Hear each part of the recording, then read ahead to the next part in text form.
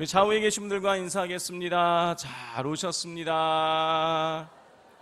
사랑합니다. 축복합니다. 또 이렇게 인사하겠습니다. 예, 감사합니다. 감사합시다. 할렐루야. 예, 오늘은 한 해 동안 하나님께서 우리에게 베풀어 주신 은혜에 우리 감사하는 우리 추수감사주일입니다. 우리 추수감사주일을 맞이하면서 우리 성도님들께서는 어떤 감사를 우리 하나님께 올려드리고 계십니까? 무엇 때문에 우리 성도님들께서는 하나님께 감사하고 계십니까? 저를 비롯한 대부분의 사람들의 감사는 결과 중심적입니다. 우리가 무언가 일이 잘 풀리고 또 원하던 것이 이루어지게 되면 여러분 그때 감사합니다. 여러분 일이 잘 풀리고 내가 원하던 것 얻게 되면 당연히 감사해야 돼요. 그런데 여러분 이렇게 결과 중심적으로 감사하다 보면 여러분 일이 잘 풀리지 않고 원하던 것이 이루어지지 않게 되면 감사할 수 없는 것이죠. 우리 하나님께서는 사도 바울을 통해서 범사에 감사하라라는 명령을 우리에게 주셨습니다. 따라서 우리는 결과 중심의 감사에서 벗어나서 감사의 수준을 우리가 높여야 하겠습니다. 자, 그렇다면 어떻게 우리는 하나님께 감사드려야 할 것일까요? 이에 대한 좋은 본을 오늘 이 본문에 등장하는 사도 바울을 통해서 우리가 배울 수가 있습니다. 자, 과연 사도 바울은 무엇을 감사했던 것일까요? 자, 성도 여러분, 지난주에 우리가 살펴본 것처럼 바울은 데살로니가에서 복음을 증거했을 때 많은 사람이 바울을 따르게 되었습니다. 예수님을 믿게 된 것이죠. 그런데 이 바울을 많은 사람들이 따르자 유대인들의 그것을 보고 시기 질투가 나서 불량배들을 동원해가지고 성을 아주 성의 소란을 일으키고 그리고 바울을 잡으려고 했어요. 자, 이 사실을 알게 된 데살로니가의 성도들이 이 바울을 급히 피신을 시키게 됩니다. 우리 10절을 같이 한번 읽어보겠습니다. 시작. 밤에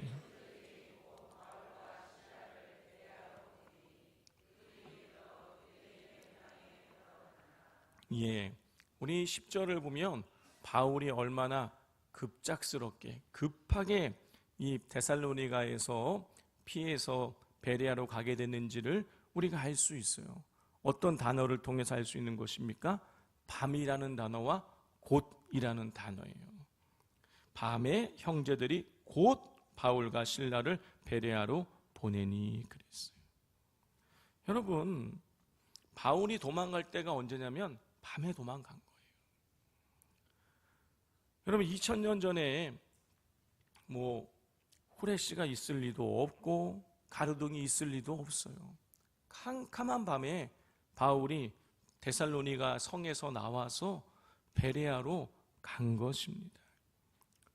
그것도 갑작스럽게요. 곧. 이 유대인들이 불량배를 데리고 와서 바울을 찾으려고 성의 소란을 일으키자마자 즉시 바울을 성 밖으로 내보내서 탈출을 시킨 것입니다. 자, 그리고 그렇게 급작스럽게 한밤중에 데살로니가에서 나와서 그 밤에 컴컴한 밤을 걷고 또 걸어서 바울이 베레아에 도착을 하게 된 거예요. 자, 그런데 10절 마지막을 보면 바울이 그렇게 해서 베레아에 도착을 하고 나서 어디를 가게 됩니까? 유대인의 회당에 들어갔다, 이렇게 기록을 하고 있어요. 성도 여러분, 우리가 알고 있는 것처럼 바울은요 쫓겨다니기 일쑤였습니다. 1차 전도여행 때에 비시디의 안디옥에서 유대인들이 바울을 박해해서 이고니온으로 쫓겨갔어요. 이고니온에서도 또 유대인들이 박해를 해가지고 또 루스드라로 쫓겨갔습니다. 루스드라에 가서 복음을 전하고 있는데 그 비시디아 안디옥과 이고니온에서 바울을 박해하던 사람들이 이 루스드라까지 쫓아와가지고 바울을 돌로 쳤어요. 그래서 밖에 버려졌습니다. 그런데 극적으로 살아나서 이번에는 더베로 이제 도망을 가게 되는 것이죠. 자, 2차 전도 여행 때는 이 빌립보에 도착을 해가지고 복음을 전하다가 귀신 들려서 점치는 여종에게서 귀신을 쫓아냈더니 이번에는 그 귀신 들린 여종의 주인들이 나타나가지고 바울을 고소해서 매맞고 옥에 갇혔어요. 그리고 나서 이제 겨우 풀려나서 데살로니가로 왔는데 데살로니가에서 또 유대인들이 바울을 시기 질투해가지고 불량배를 동원해서 바울을 잡아 죽이려고 하니까 또 그 한밤중에 갑작스럽게 또 도망을 쳐가지고 베레아로 오게 된 것입니다. 성도 여러분, 바울 입장에서는요, 아니 내가 무슨 나쁜 일 하는 것도 아니고 내가 하나님의 일을 하려고 하는데 어떻게 날마다 이런 일이 있을 수 있을까? 여러분, 한탄이 절로 나올 수 있는 그런 순간인 것입니다. 그렇지만 바울은요, 하나님 제가 왜 이렇게 쫓겨다녀야 됩니까? 하면서 하나님을 원망하거나 불평하지 않았어요. 그는 어두운 밤에 갑작스럽게 데살로니가를 빠져나와서 그 밤에 칠흑 같은 어둠 속에서 베레아를 향해서 묵묵히 걸어갔습니다. 여러분, 데살로니가에서 베레아까지가 70km예요. 겨우 잠깐 걸어갈 수 있는 거리가 아닌 것입니다. 사람이 보통 걸음으로 1시간에 4km 걸으니까요, 여러분 최소한 16시간 이상을 걸어야 베레아까지 도착할 수 있는 거예요. 그 먼 길을 사도 바울이 밤을 꼴딱 새고 걷고 걸어서 도착을 하게 되는데, 여러분 바울은요 이런 생각할 수 있어요. 원래 바울은 아시아 지역에서 터키 남부 지역에서 복음을 전하려고 했는데, 아니 하나님께서 성령을 통해서 유럽 대륙으로 건너가라 그래가지고 건너간 거 아닙니까? 그런데 건너가면 좀 하나님 시키는 대로 건너갔으면 그 여정이 좀 평안해야 되는데 평안하지가 않은 거예요. 박해당하고 모욕당하고 그러면서 바울 마음속에는 하나님 도대체 제가 뭘 잘못했습니까? 저 하나님 시키는 대로 한 거잖아요. 그런데 왜 저한테 이런 억울한 일을 당하게 하시는 것입니까? 하면서 원망하고 불평할 수 있잖아요. 그리고 또 70km를 걸어와가지고 밤을 꼴딱 새고 걸어왔으니까 여러분 몸이 지쳐가지고 좀 쉬고 싶을 거 아니에요. 저 같으면 베레아 도착하자마자 여간빵 잡아가지고 저 같으면 잠자기에 바빴을 것 같아요. 그런데 바울은 그렇게 힘들게 베레아에 도착을 해서 어디를 찾아갔냐면 유대인이 회당을 찾아간 거예요. 여러분 바울의 선교 전략 중에 가장 1번이 뭐냐면 자기의 동족에게 복음을 전하는 거였어요. 그래서 어느 도시를 가든지 그 도시에 유대인들이 모이는 회당이 있으면 항상 거기를 먼저 찾아갔습니다. 자, 따라서 이 베레아에 도착해서 유대인의 회당을 찾아갔다는 얘기는 무슨 뜻일까요?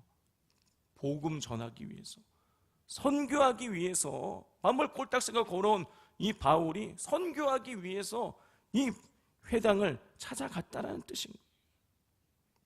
여러분 이 장면에서 우리는 바울의 감사의 태도를 배울 수가 있습니다.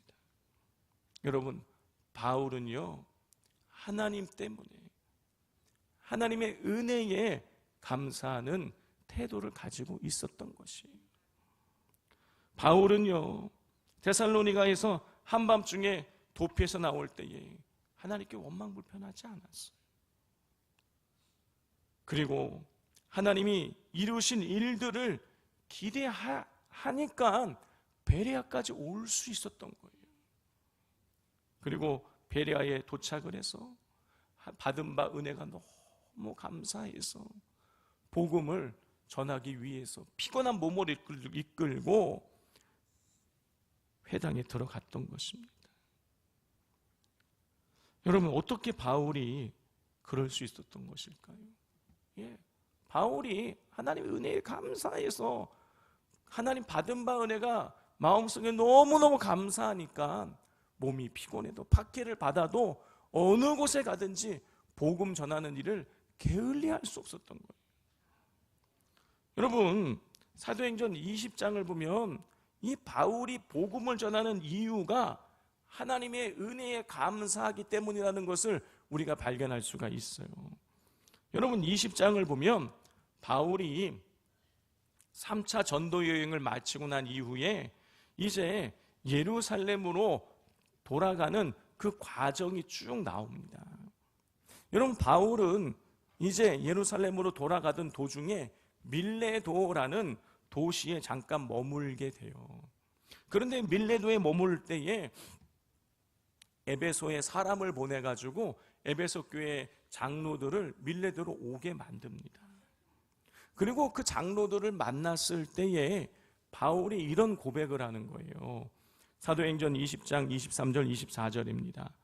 오직 성령이 각 성에서 내게 증언하여 결박과 환난이 나를 기다린다 하시나 내가 달려갈 길과 주 예수께 받은 사명 곧 하나님의 은혜의 복음을 증언하는 일을 마치려 하면은 나의 생명조차 조금도 귀한 것으로 여기지 아니하노라 그랬어요. 여러분, 바울은요 3차 전도 여행 마치고 이제 예루살렘으로 돌아가려고 할 때에 여러분 각 성에 돌아오는 과정에 거쳐 지나오는 그 각 성에 도착할 때마다 성령께서 바울에게 말씀하시는 거예요. 야, 너 예루살렘 가게 되면 환난을 당하고 감옥에 갇히는 어려움을 겪게 될 거다. 또 바울을 만나는 사람들이 바울에게도 이야기하는 거예요. 우리가 기도했는데 바울 선생님 예루살렘에 가면 감옥에 갇히고 환난을 당한다 그럽니다. 그러니 가면 안 됩니다. 계속 만류했어요. 자, 그런데 바울은 그 만류를 뿌리치고 예루살렘을 향해서 계속 지금 나아가고 있는 거예요. 성도 여러분, 사람은 본능적으로 고통을 피하게 되어 있습니다. 그런데 바울은요, 자기에게 고통이 올 줄 알면서도 예루살렘으로 가겠다라는 거예요. 왜 그러느냐? 이유가 있어요. 주 예수께 받은 사명 곧 하나님의 은혜의 복음을 증언하기 위해서라는 거예요. 그 예루살렘에 아직까지도 하나님을 알지 못하는 나의 동족들이 있으니 나는 가서 거기에 비록 환난이 있고 박해가 있고 내가 감옥에 갇힌다고 할지라도 나는 그곳에 가서 복음을 전해야겠다라는 거예요. 내가 받은 하나님의 은혜 때문에 그렇다라는 거예요. 여러분, 바울의 이 감사의 근거는 뭐냐? 일의 성취가 아니었어요. 하나님께 받은 은혜였습니다. 그렇기에 박해당하고 모욕당하고 돌에 맞고 감옥에 갇히고 사람들에게 쫓겨 도망쳐야 하는 상황 속에서도 하나님께서 맡기신 복음 증거의 사명을 그는 감당할 수가 있었던 것입니다. 여러분, 이러한 바울의 감사를 우리가 배워야 하겠습니다. 일이 잘 되기 때문에 무언가를 성취했기 때문에 하는 이런 감사에서 일이 잘 되지 않아도 무언가가 이루어지지 않아도 하나님 때문에 하나님께서 내게 베풀어 주신 그 구원의 은혜 때문에 감사하는 단계로 우리가 한 단계 성장해야겠습니다. 여러분, 그럴 때 우리는 범사에 감사라는 하나님의 명령을 온전히 지켜나갈 수 있게 되고 상황과 환경이 흔들리지 않는 그 기쁨을 누리게 될 것입니다. 이러한 사실을 우리에게 잘 보여주는 인물이 있습니다. 우리에게 잘 알려져 있는 헨리 나우에입니다. 이 헨리 나우에는 예수의 사제이자 그리고 미국의 명문 예일 대학교와 그리고 하버드 대학교의 교수를 역임한 사람입니다. 근데 이 평생에 학생들을 가르치고 글을 쓰던 사람인데 이 인생 말년에 쇠약해지게 되니까 글을 읽기도 힘들어졌고 글을 쓰기도 힘들어졌어요. 그때에 이 헨리 나우엔이 이런 고백을 합니다. 감사는 인생이 잘 풀릴 때 하는 반응이 아니라 하나님이 여전히 함께 하신다는 믿음에서 시작되는 선택입니다.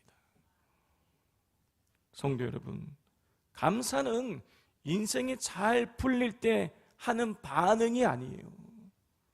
감사는 하나님께서 여전히 함께 하신다는 믿음에서 시작되는 선택인 것입니다. 헨리 나우엔의 감사의 이유는 일의 성취가 아니라 하나님의 함께 하심이었어요. 일이 잘 되지 않아도, 일이 잘 풀리지 않아도 여전히 나와 함께 하시는 그 하나님, 그 은혜가 감사의 동기가 되어야 하는 것입니다. 여러분, 놀라운 것은 헨리 나우엔이 그렇게 어려운 상황 가운데에서도 하나님이 나와 함께 하심 때문에 감사할 때에 하나님이 나를 붙들고 계심을 더욱 분명하게 느낄 수 있었다라는 것입니다. 그러므로 우리 성도님들께서도 다른 그 무엇이 아니라 하나님 때문에, 하나님의 은혜 때문에 감사하심으로 하나님이 나를 붙들고 계심을 더욱 분명하게 누리게 되시기를 주님의 이름으로 축복을 드립니다. 이제 다시 우리가 본문으로 돌아오겠습니다. 자, 바울은 데살로니가에서 유대인들의 박해를 받아 야반 도주하듯이 도망을 쳐야 하는 상황 속에서도 하나님께서 내게 내려주신 은혜 때문에 감사하며 그 은혜 때문에 베레아에서도 도착해서 복음을 증거했습니다. 여러분, 영적으로 이것을 해석을 해보자면 이 바울이 베레아에서 행한 복음 증거의 이 사역은 하나님께 드리는 감사의 제사인 거예요. 그러면 바울이 이 베레아에서 하나님께 감사의 제사로 복음을 증거한 결과는 무엇이었을까요? 우리 11절과 12절을 같이 한번 읽어보겠습니다. 시작.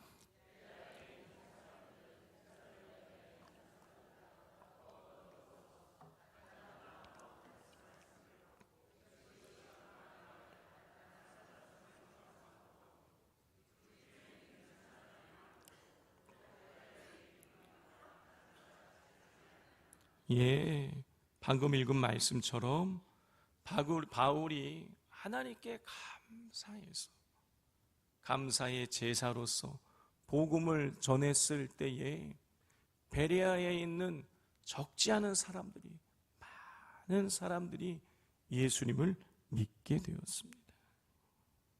하나님께서 감사로 제사 드릴 때 바울에게 풍성한 영적인 열매를 맺게 하여 주신 것이죠. 여러분, 이게 감사의 결과인 것입니다. 성도 여러분, 일이 잘 풀리지 않아도, 어려움이 있어도 모든 상황 중에 하나님께 감사로 제사 드리는 자에게 하나님은 풍성한 은혜와 열매를 내려주십니다. 시편 50편 23절입니다. 감사로 제사 드리는 자가 나를 영화롭게 하나니 그의 행위를 옳게 하는 자에게 내가 하나님의 구원을 보이리라.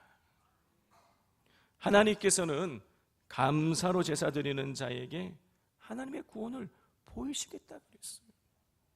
여러분, 이 구원은 영적인 구원뿐만이 아니라 우리가 환난에 갇혔을 때 우리를 건져주시고, 우리가 난관에 부딪혔을 때에 길을 열어주시겠다라는 그 뜻인 거예요. 여러분, 우리는 일이 잘 풀릴 때 감사한다고 생각하지만 더 성숙해지면은요, 여러분, 일이 잘 풀리지 않을 때에 감사함으로 일이 풀려지는 역사를 경험하는 것입니다.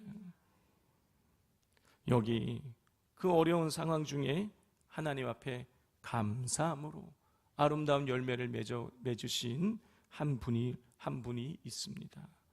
그분은 중국의 왕밍다오 목사님이세요. 한번 사진을 보여주십시오. 이분이 중국의 우리 왕밍다오 목사님이세요.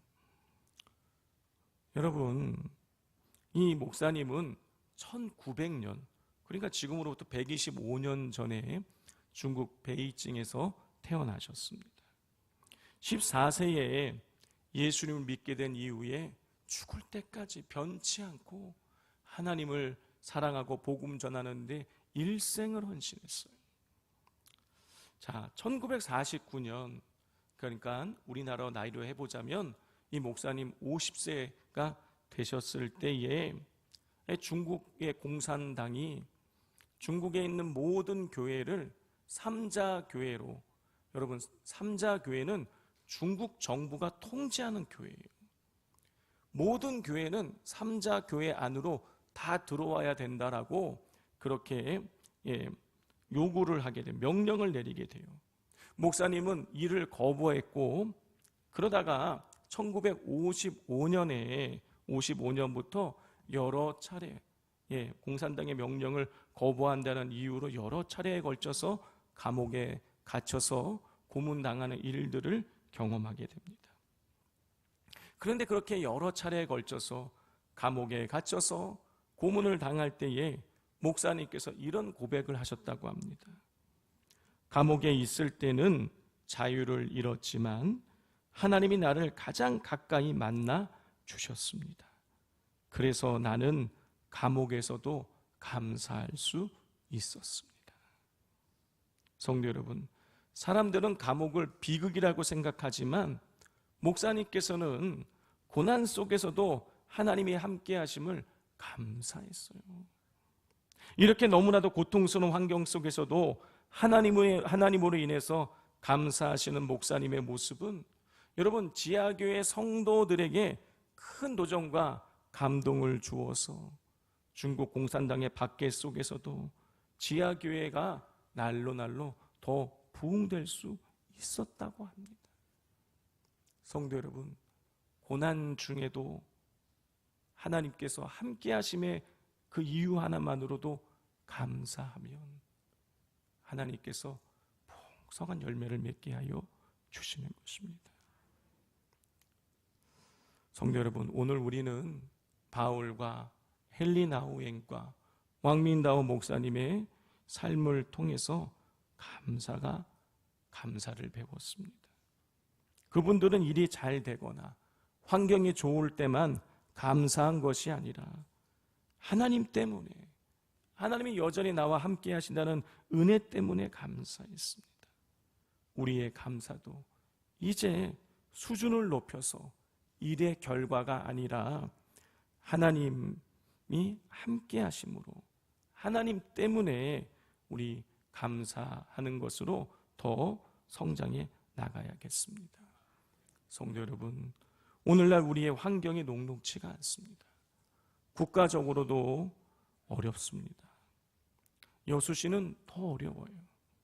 산단의 위기가 심상치가 않습니다. 실업자가 발생하고 구조조정이 이루어지고 임금이 줄어들고 청년들은 취업이 안 돼서 여수시를 떠나고 있습니다. 그러다 보니 이 돈이 돌지 않으니까 소상공인들은 더더욱 어려움을 겪고 있습니다. 더 큰 문제는 이 문제가 단기간에 좋아질 기미가 보이지 않는다라는 것이죠. 그렇지만 이런 어려운 상황 가운데에서도 하나님이 나와 함께하고 계심에 기억하며 감사한다라면 하나님께서 우리에게 구원의 길을 여시고 새 일을 행하여 주실 줄 믿습니다. 이 사실을 분명히 믿고 추수감사주일 이 아침에 하나님의 은혜로 범사에 감사하는 믿음의 결단을 하실 수 있기를 주님의 이름으로 축복을 드립니다. 기도하겠습니다. 하나님 아버지, 감사로 제사를 드리는 자에게 하나님께서 구원을 보이시겠다고 약속하여 주셨습니다. 그러므로 상황에 상관없이 우리가 날마다 하나님이 함께 하심에 그 은혜 하나만으로도 감사하게 하여 주셔서 하나님의 일하심의 역사를 누리게 하여 주옵소서. 예수님의 이름으로 기도드립니다. 아멘.